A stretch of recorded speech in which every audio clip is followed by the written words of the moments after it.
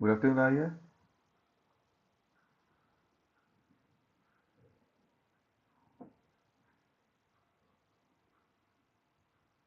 Okay. I'm Rahul Saha, and today we'll be beginning our discussion on the worksheet of biomolecules. Okay.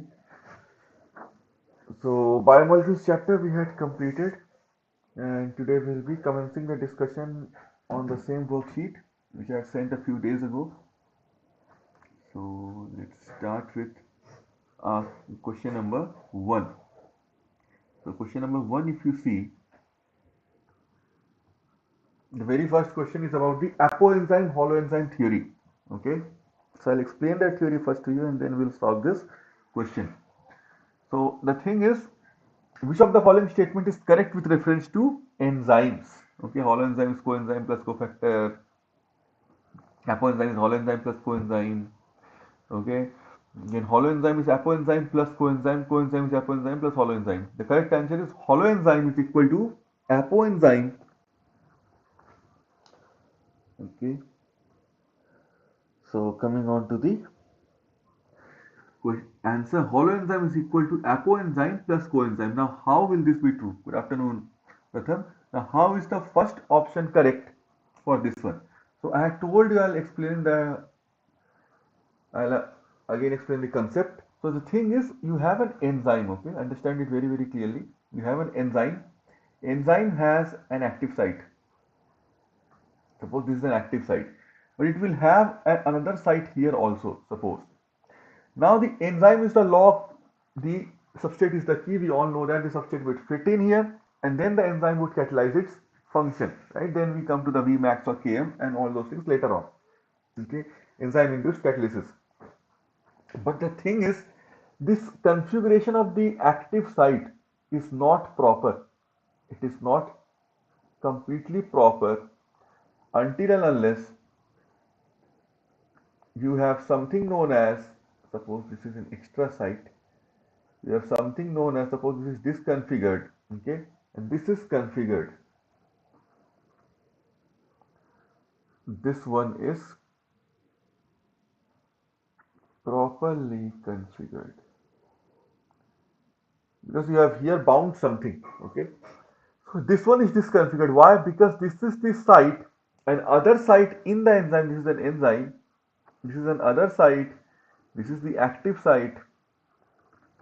You can see here that the conformation of the active site is distorted. Okay, distorted conformation. So what you have is here you don't have any coenzyme and cofactor bound. Now coenzymes and cofactors are what? They are mostly inorganic compounds, also known as prosthetic group. Okay, also known as in many PMT questions, NEET questions, they're known as prosthetic group. Now, what you have is coenzyme. Coenzymes are nothing but vitamins, various vitamins. Okay, cofactors are various minerals, Na plus, K plus, zinc, Zn2 plus, Mg2 plus. So many minerals are there, selenium, calcium, then you have iodine. So many minerals are there. So when a specific mineral, and suppose it requires vitamin B1, thiamine, so a specific vitamin and mineral have bound to their specific sites on the enzyme. Now this enzyme is known as, it was previously known as the apoenzyme, means inactivated enzyme. Non-activity is an enzyme, but it cannot catalyze the reaction. But once the coenzyme and cofactors have bound to the enzyme after their binding like this, now here you have the prosthetic group. Prosthetic group means inorganic group, coenzyme plus cofactor attached. Now that attachment leads to the conformational change. You can see the active site here. It is much different to the active site of this one, but they are both the same enzymes. So they have undergone conformational change, okay, and they have become conformationally stable. Means the quaternary structure of the protein or the enzymes which are protein in nature, they have become conformationally stable. Now, since they have become conformationally stable, now they can bind to their substrate properly. It will fit in the key or the substrate will fit into the lock, and enzyme catalysis reaction will take place. Now this enzyme is an active enzyme. This enzyme which is bound to cofactor and coenzyme is known as hollow enzyme. So activated enzymes are always known as hollow enzymes. Inactive enzymes are known as coenzymes. Always remember it very, very clearly. Okay. Hollow enzyme and active, you can say apoenzyme. So this is the first question. So this is how this will be done. Okay. Now coming to the question number 2 here. Which of the following are not polymeric? Question number 2. Okay. So polymer means made up of many monomers. Okay. So not polymeric are lipids. So if you take a protein, okay, proteins are polymers of amino acid. Right? I'll show it to you. Amino acids. Suppose you take one amino acid, H, H2N. Okay. This is glycine and alanine.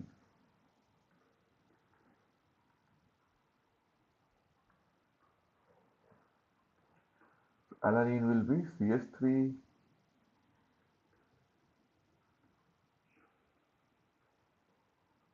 Okay. Glycine, alanine.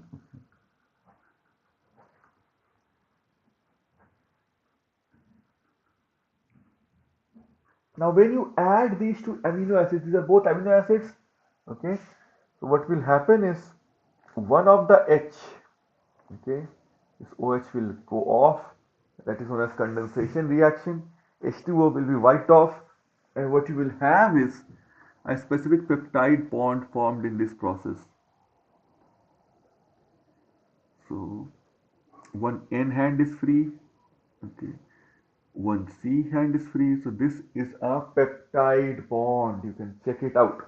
Okay, CO, you can say NH, one H was remaining. So CONH, this bond,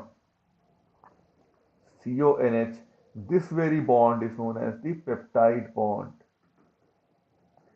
And that's why proteins are known to run from N to C terminal. You can see amino terminal free here, carboxyl terminal free here. Next again, same will come, so it will run from N to C. You will see the N terminal here. You will see at the end, at the distal end, you will see the C terminal. Always, how many amino acids you attach doesn't matter. You keep on attaching. You will find the same configuration N to C.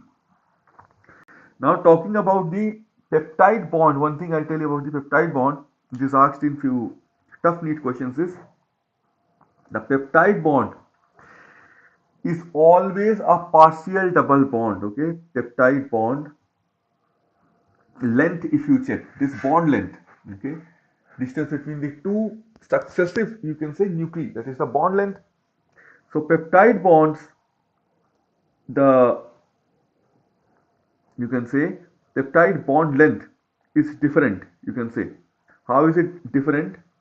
The single bond length between any CONH, okay, single bond length is how much? If you remember, okay, CONH bond length is how much? So it is lesser when compared to, you can say, the peptide bond, okay, because the single bond length, if you check single bond length, double bond length, triple bond length, first of all learn this concept, bond order. So which bond length will be least? The triple bond length, because the triple bond length will be the least. Okay, it will be the least. Now what happens is,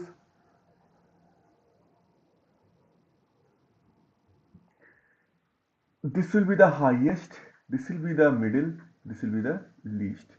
So what you expect this bond length is to be equal to the single bond length, but that is not the case. Okay, that is not the case in case of peptide bond. The peptide bond length is somewhere between the double bond length and the single bond length. Always remember. So that is known as partial double bond characteristic in case of peptide bond, because the double bond character of CN bond, okay, so it is 1.32 angstrom, you can say, but compared to the real length is 1.47 angstrom of the single bond. Okay, real length is 1.47 angstrom. So it doesn't have complete double bond length. It is lesser than 1.32, is lesser than the double bond length, but it is, sorry, it is more than the double bond length, but it is lesser than the single bond length. Okay, so it has partial double bond characters. Okay, so that is true, that peptide bond length is partial double bond in character. Okay, partial double bond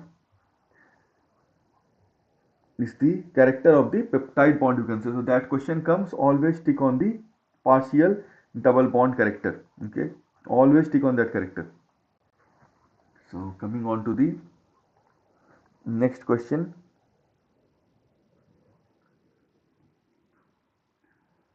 Sorry, not the next question. Now, polysaccharides are, again, you can see they are polymers of monosaccharides. Okay, they are polymers of monosaccharide. If you see polysaccharides, so we have learnt about polysaccharide. So if you see the structure of galactose, okay, galactose structure, if you see, so how will it look like? It looks like this one.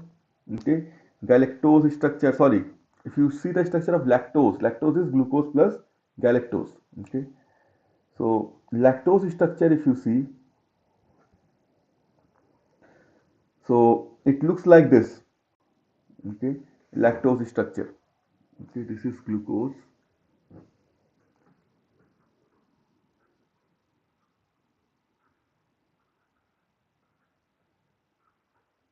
This is the Howard projection of glucose, right?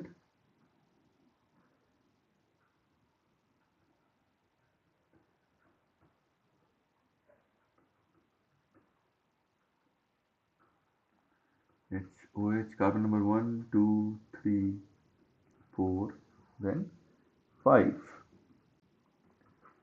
CH2OH, H. Now this is the structure of galactose.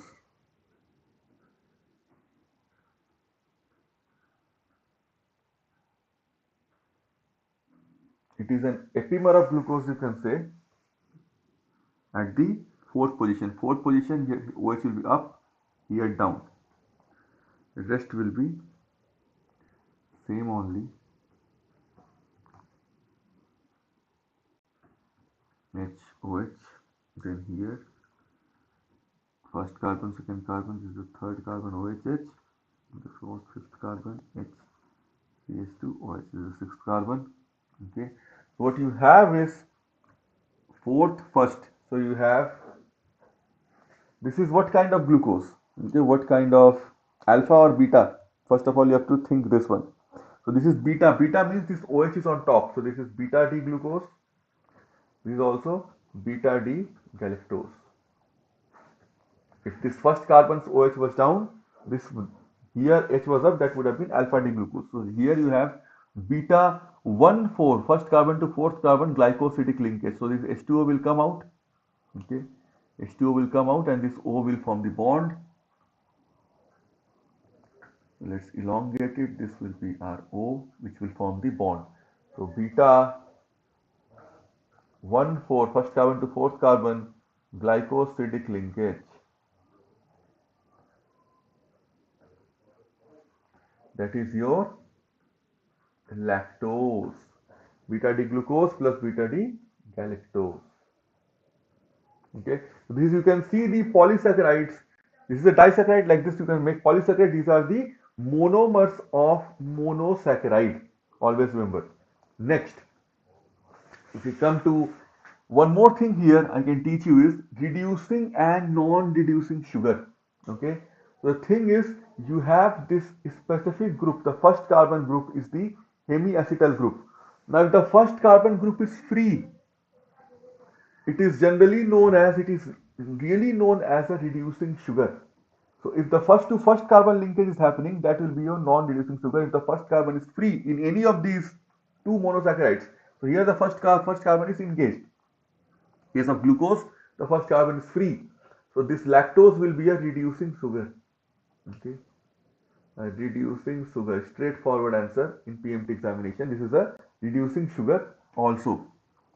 And then we have nucleic acids. Nucleic acids are also polymers like phosphodiester linkage. I'll just show it to you instead of drawing.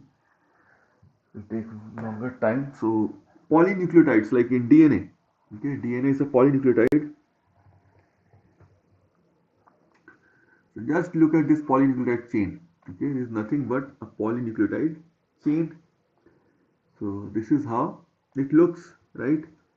You can see here the phosphodiester bond is being formed, okay, between the 5 prime to 3 prime. You can say this being done, right? You can see this is the phosphodiester linkage. Okay, always know 5 prime phosphate, 3 prime OH went out completely. The 3 prime OH connected to the ribose sugar. So nucleic acids are also, you can see, they are the polymers of nucleic acid. One nucleic acid is this one, base, ribose sugar, deoxyribose sugar in case of DNA, or ribose sugar in case of RNA, and phosphate group. So you can see the polymer again. You can see this is adenine, this is guanine, this is cytosine, and these two things are their contemporaries, their partners, right? So making it a nucleotide. If phosphate group is not present, it will be a nucleoside. Because nucleotides are polymers, repeating units, you can see, except the bases. So they are again polymers. So DNA is known as a polynucleotide. Only lipids, okay? Lipids are non-polymeric. Why? Because lipids, they look like this. You have a glycerol backbone, okay?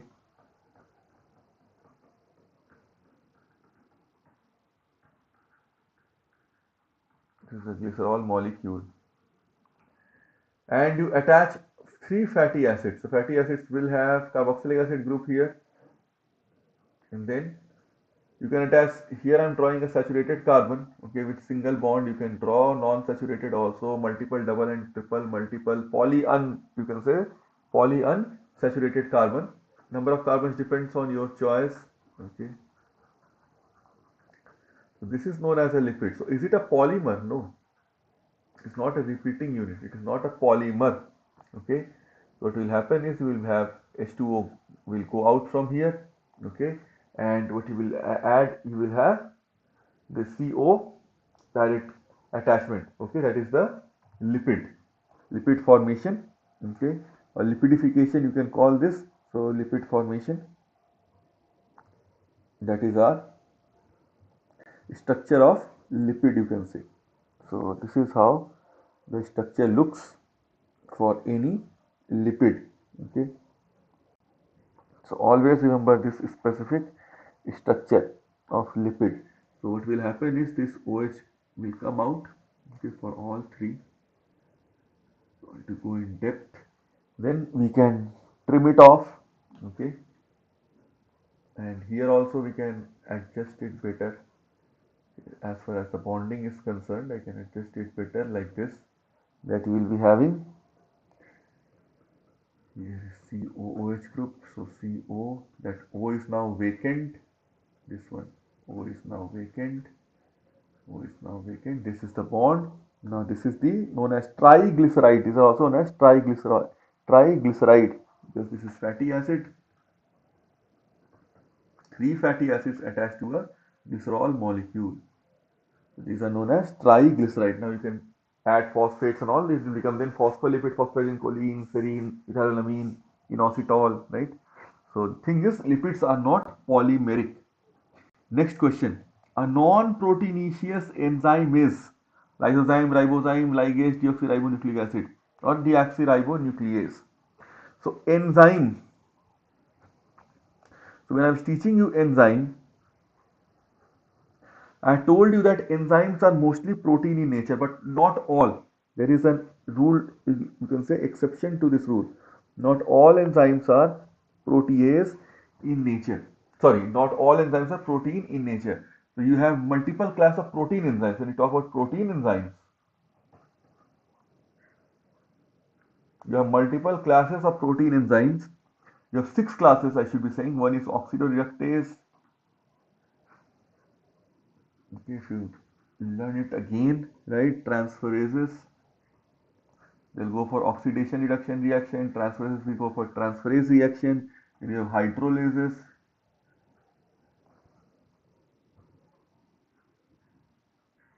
Hydrolysis.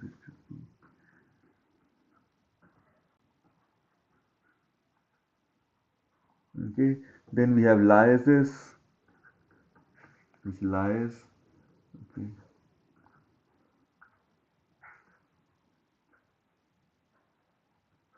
Then we have isomerase.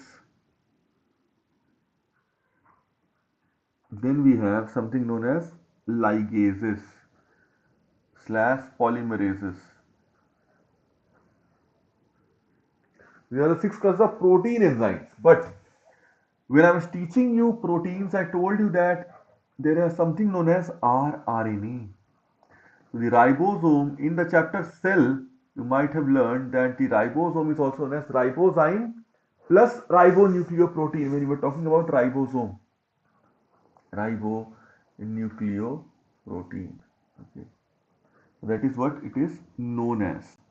So the thing is, ribonucleoprotein, why ribosome is known as such? Because you have two specific, you can say, parts. Number one is a rRNA in ribosome. Then you have protein. So it is ribonucleoprotein. RNA is not deoxyribo because it's ribose sugar does not have deoxy, it has oxygen here. Okay, so it is not deoxyribose, it is a ribonucleoprotein. Okay, so the thing is, and it is why it is a ribozyme, because these rRNAs are very special RNA molecules. Okay, so in class 12th we will be studying that the 23S rRNA.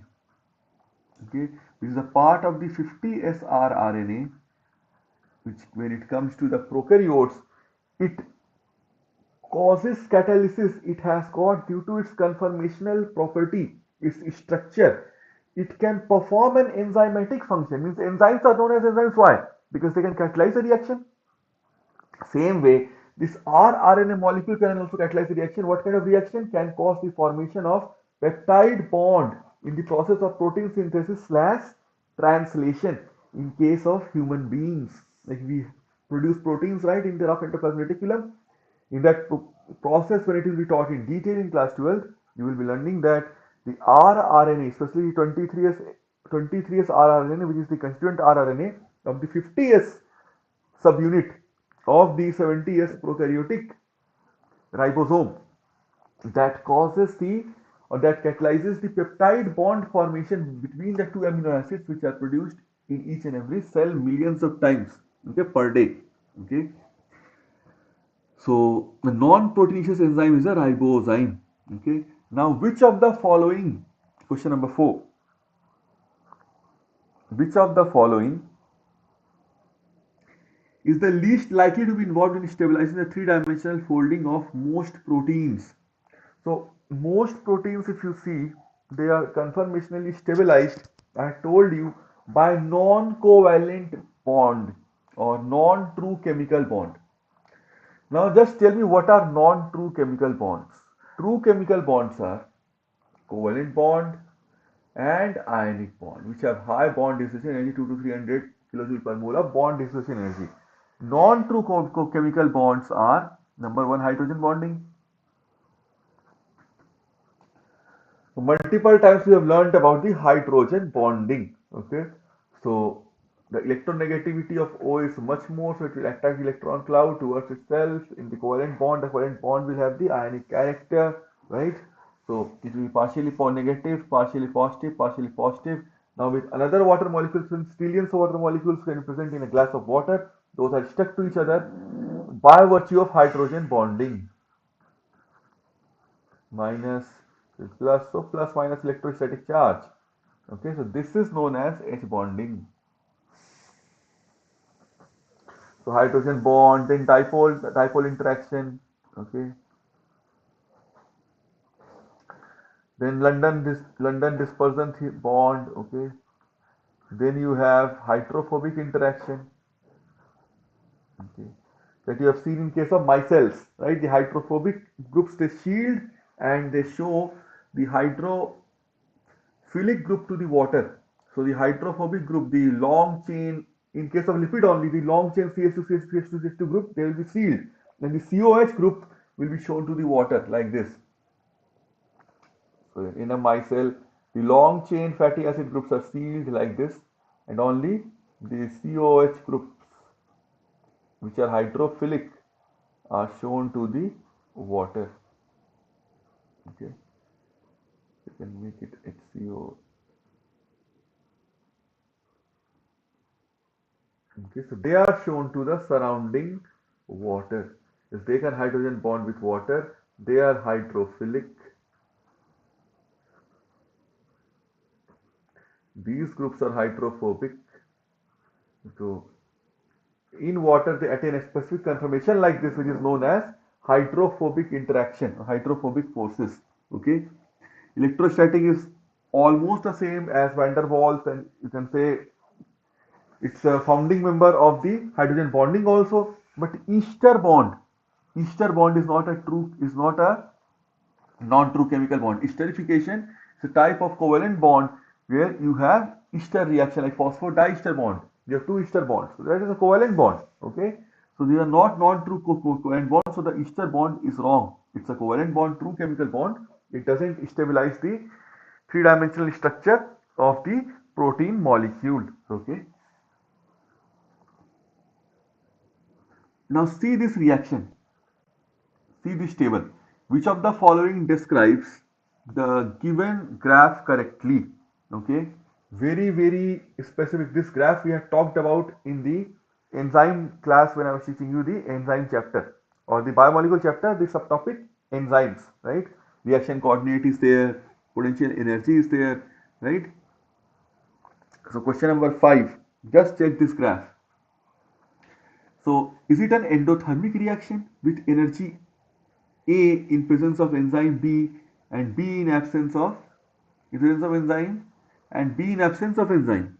Okay, is it like that? No, it is an exothermic reaction because you can see here very specifically, look at this graph properly, that exothermic reaction with energy A in presence of enzyme and B in absence of enzyme, because enzyme does what?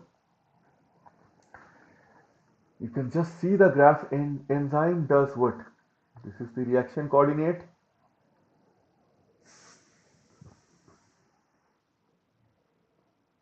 So the same graph you will study in class 12. That's why I had taught this graph in your biomolecule chapter, even though it is not really given in the book directly, but it comes see in the NEET examination. So this is the y-axis, this is the potential energy.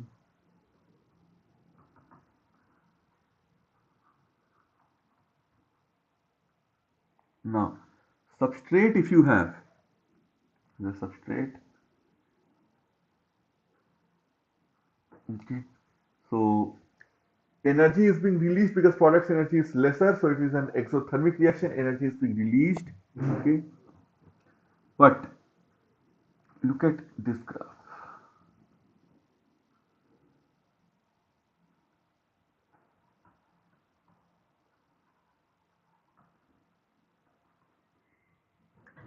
This is the A, this is the B.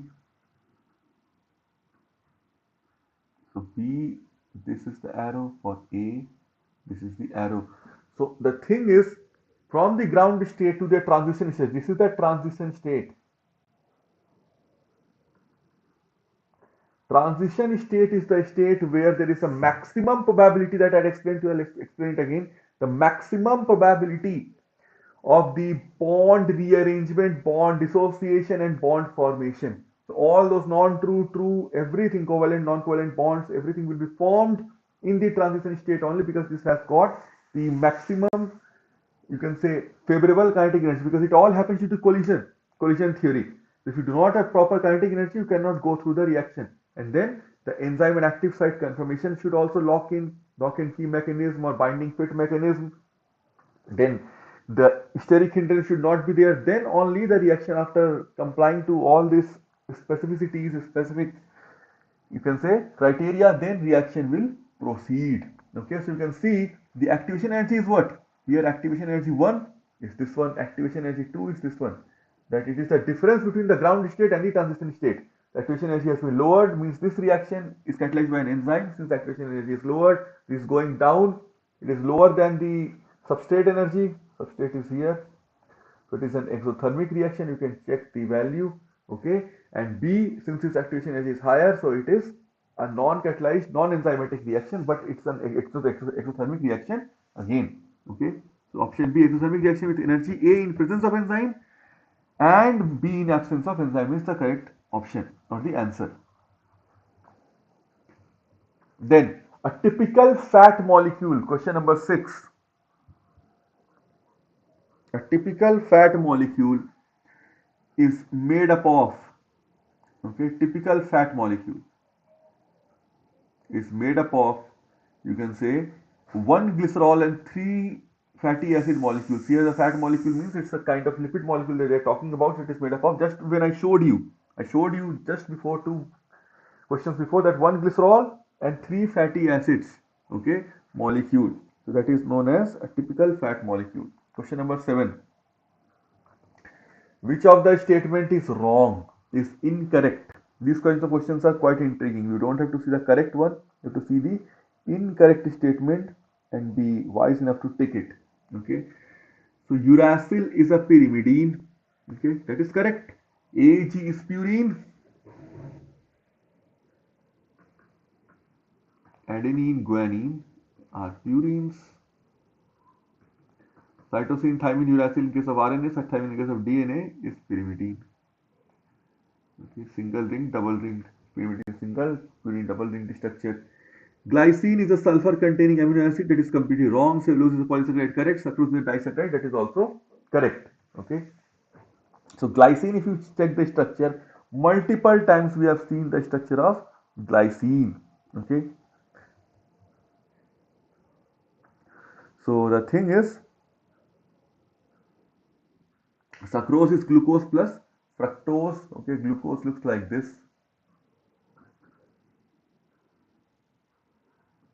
If I'm drawing alpha glucose here, alpha D glucose. So it will look like this about projection.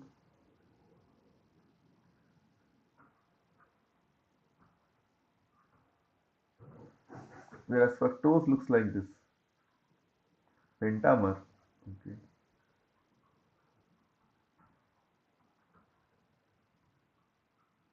First carbon, second carbon, this is now the third carbon. This is the fourth carbon. This is the fifth carbon. This is the sixth carbon. Okay.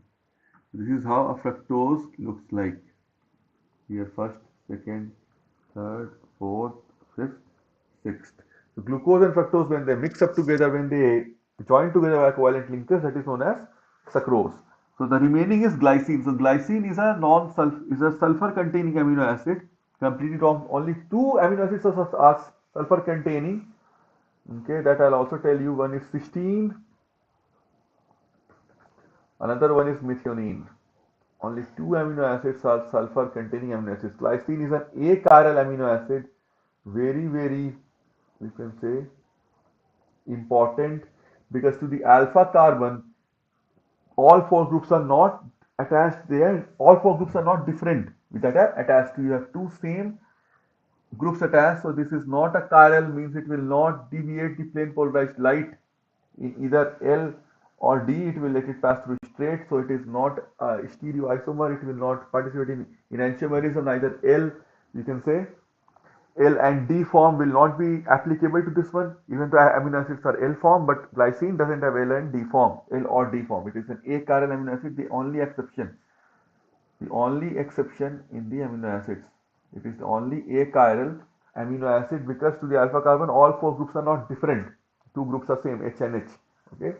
So the thing is, the R group, which is the H group here, which is the only exception. Otherwise, R group is CH3 or bigger chains, longer chains, okay, or could be aromatic chains also in case of tyrosine, phenylalanine, tryptophan. So that is B is the incorrect. Okay. Now the chitinous skull. exoskeleton. Question number 8. Chitinous exoskeleton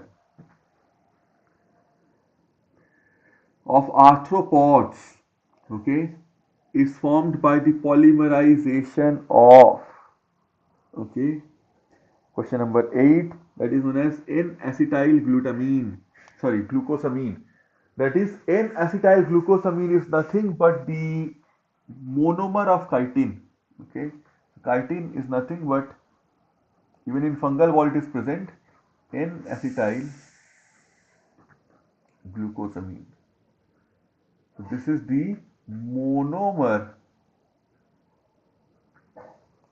of chitin. Always know that. It is a monomer of chitin found in fungus also. There are enzymes, there is an enzyme known as chitinase that we use to take out the fungal DNA or extract the fungal DNA from the fungus cells, okay, or from the fungal cells. Chitinase.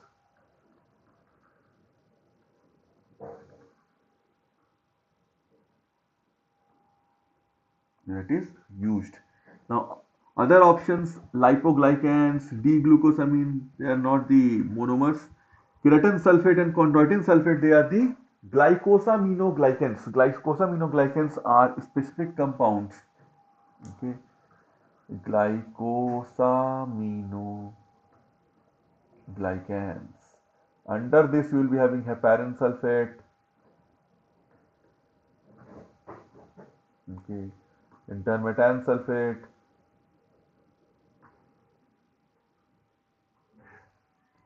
Then keratin sulfate.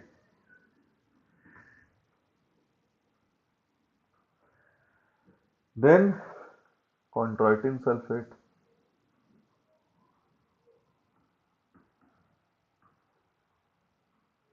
One more hyaluronic acid or hyaluronic acid. So these are the 5 specific glycosaminoglycans. Glycosaminoglycans are specific compounds, okay, which are used or which are present in the extracellular matrix outside the cells of our body, okay, and they are nothing but they are disaccharides. They are specific disaccharides, disaccharide repeating units, which have amino group, and these 4 have sulfur. Chondroitin sulfate, they do not have sulfur, and when these attach to proteins, the proteins are known as proteoglycans. So I'll just show you the structure of heparin sulfate.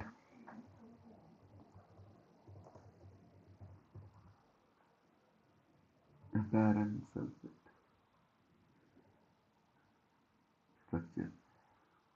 Just see, this is how it looks. This is the meaning of glycosaminoglycan. A disaccharide, see, amino group, sulfur group. Okay, it is present, and when you hypersulfate the heparin sulfate, means you have added one more sulfate group here. Just see, here it was not present in this monomer here, or this monomeric unit of this disaccharide. You have added one more. 2, here you have added one more. 3.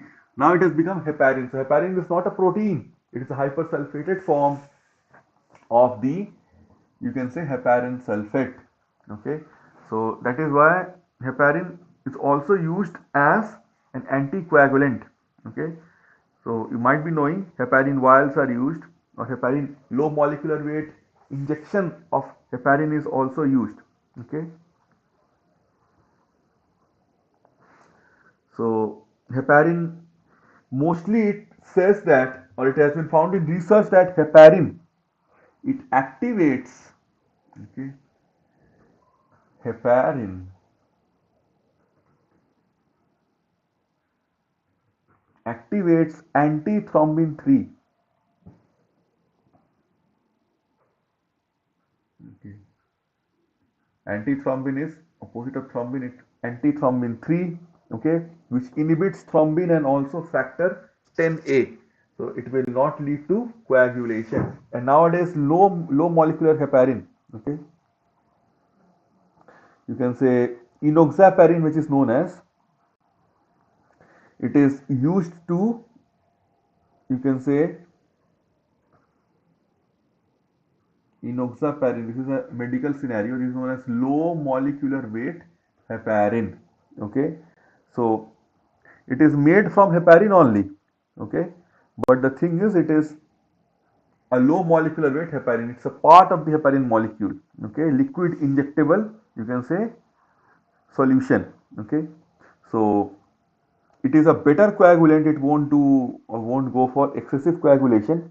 Okay, so that is the thing used in, you can say, cardiac events, cardiac blood clotting, you can say ischemia. Okay, so all these things are used in medicine. Okay, so if you become a cardiologist and all, so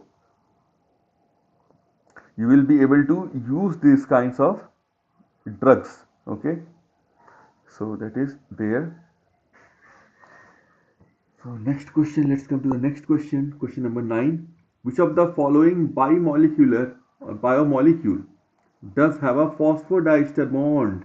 Very, very easy. Phosphodiester bond. Question number 9. Okay. Is present in nucleic acid in a nucleotide. Just I showed you. Okay. This phosphate is present. Phosphodiester bond is present for nucleic acid in a nucleotide. Fatty acids don't have, monosaccharides don't have. They have glycosidic bond. Amino acids have the peptide bond. Okay.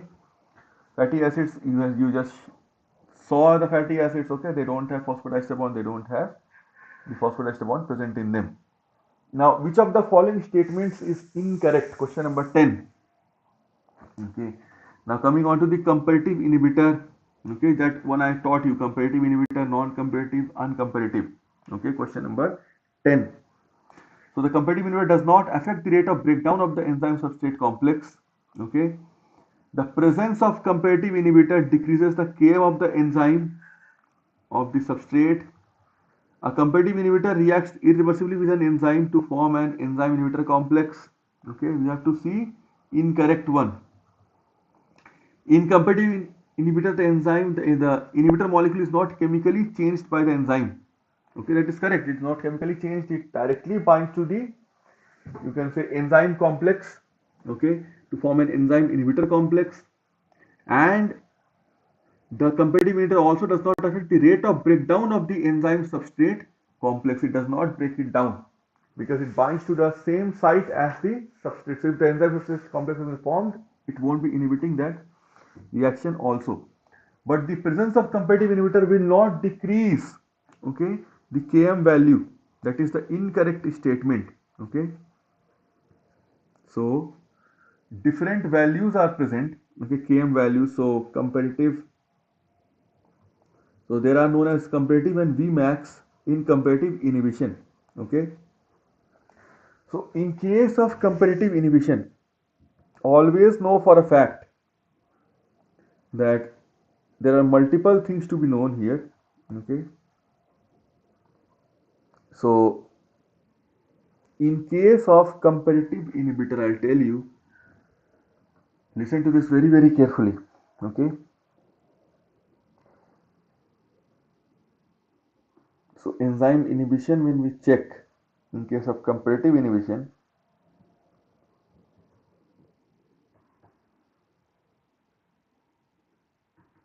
I'm giving you this table, use it for your NEET preparation. Comparative inhibition, non-comparative,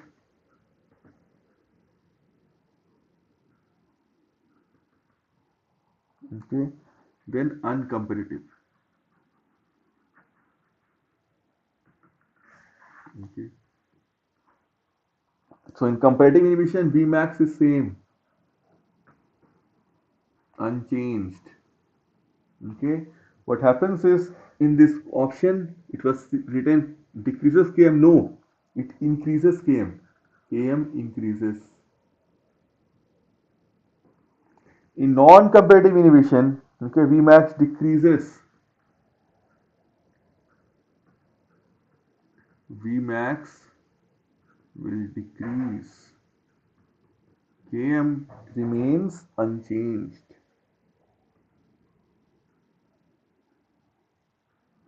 In case of uncomparative inhibition, both Vmax and Km will decrease.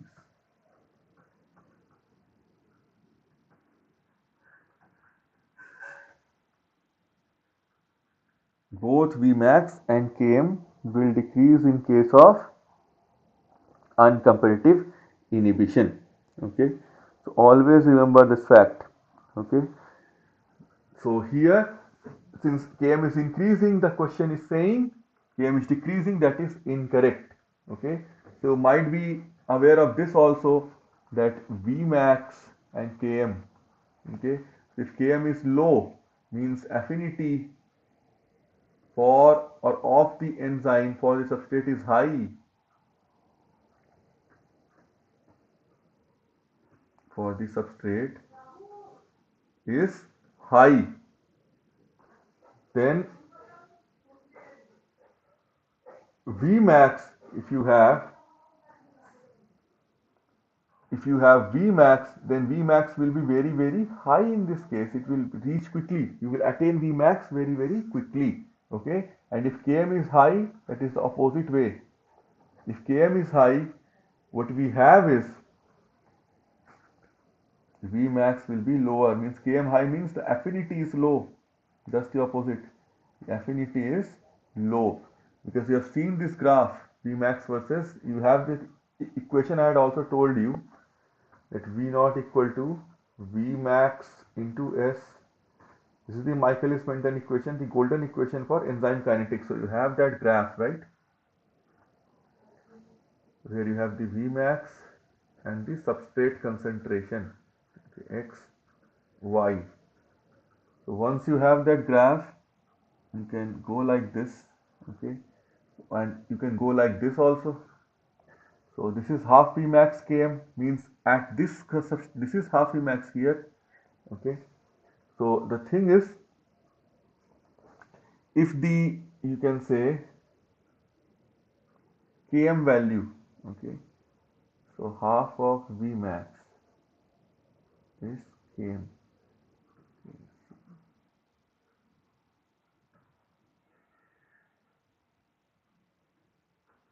So this is the half of Km. So this is the Km value for this one. So meaning that more and more substrate is needed for the half Vmax to be attained in this one. Less substrate is needed for attaining half Vmax of Km for this one, right? So what would happen is, what does it mean? That it has higher affinity, this has lower affinity, right? Since this has lower affinity, what it means is its reaction Vmax or reaction velocity, maximum velocity will be attained, you can say, very, very gradually compared to the first one, the second one, you can say. So this is how it works, right? This has been taught to you in detail in the biomolecule chapter. Then coming on to question number 11. Select an option which is not correct with respect to enzyme action. Again, which is not correct or incorrect. Question number 11. So, substrate binds with enzyme at its active site. That is a correct statement. Okay. Addition of a lot of succinate does not reverse the inhibition of succinic dehydrogenase by malonate. Okay. Then a non-competitive inhibitor binds the enzyme at its site distinct from that which binds the substrate is correct. Malonate is a competitive inhibitor of succinic dehydrogenase, that is also correct. So since malonate is a competitive inhibitor of successive dehydrogenase, so a lot of succinate, if you keep on adding to succinic dehydrogenase, will replace malonate because it's a competitive inhibitor. So if you increase the concentration, suppose compound A and compound B are present, this is the enzyme active site, and if this has been added A here, so if you keep this increasing B, so it will compete and it will take this out. Okay. In the end, this concentration is lower, so it will compete with it and it will bind. So that is the same thing happening here. Since malonate is a competitive inhibitor of successive, of, you can say, succinic, or you can say succinate dehydrogenase, what will happen is, once you add more and more succinate, it will overcome the, you can say, inhibition of the succinate dehydrogenase enzyme which has been done by malonate, because succinate will replace the malonate in the active site of the succinate dehydrogenase and it will carry on with the reaction. So in the case of question number 11, okay, the B is the correct answer. Okay. Coming to question number 12, which one of the following is a non-reducing carbohydrate? Question number 12. Okay, the answer is sucrose, because when you come to sucrose, I'll show you the structure. Okay, let me type and show you the structure.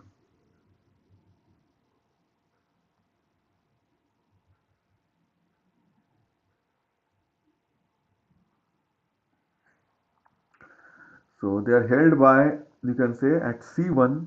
So I'll just show it to you. What to do? Just wait a minute, I'll just type it out. So the thing is, in case of substrate, this reaction, sucrose structure, if I see, okay,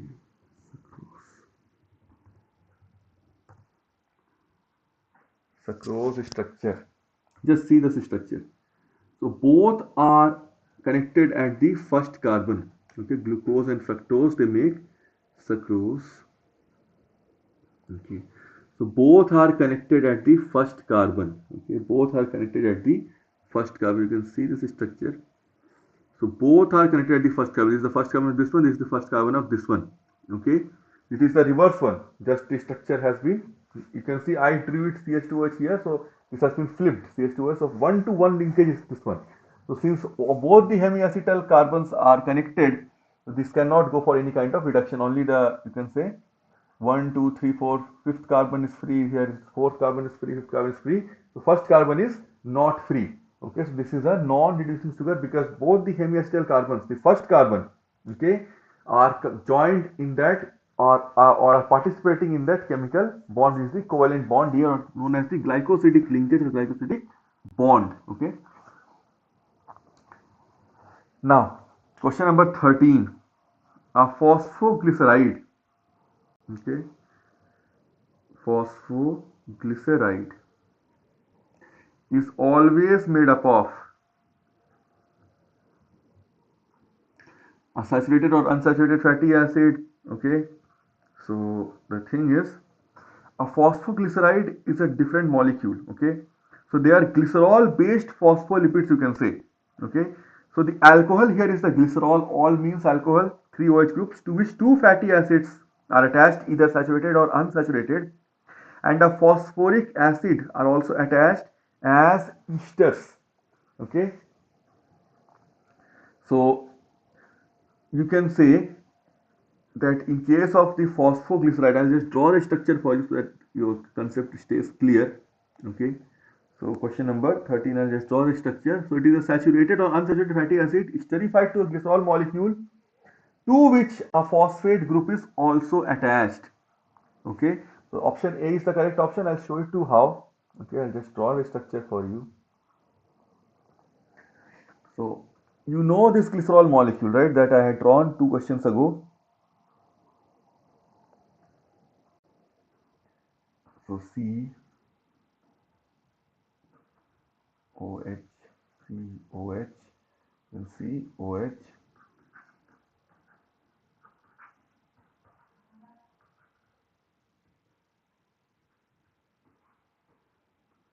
Here you won't have, you can say,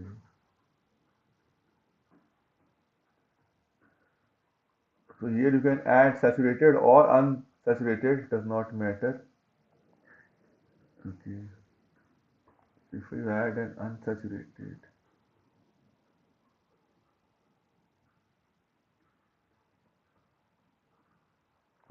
I also added. Okay, so this will go off, this will go off. So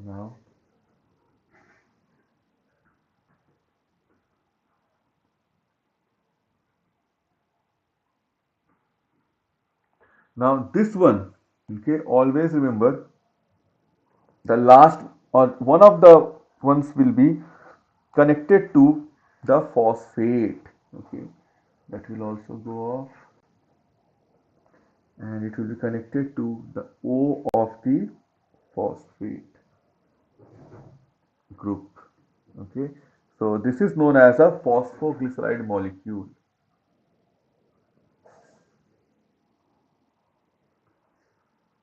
Glyceride, or simply I can write phosphoglyceride.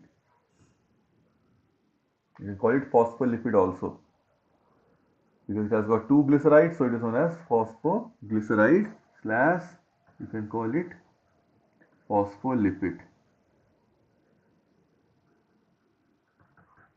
Okay, so now you can come to question number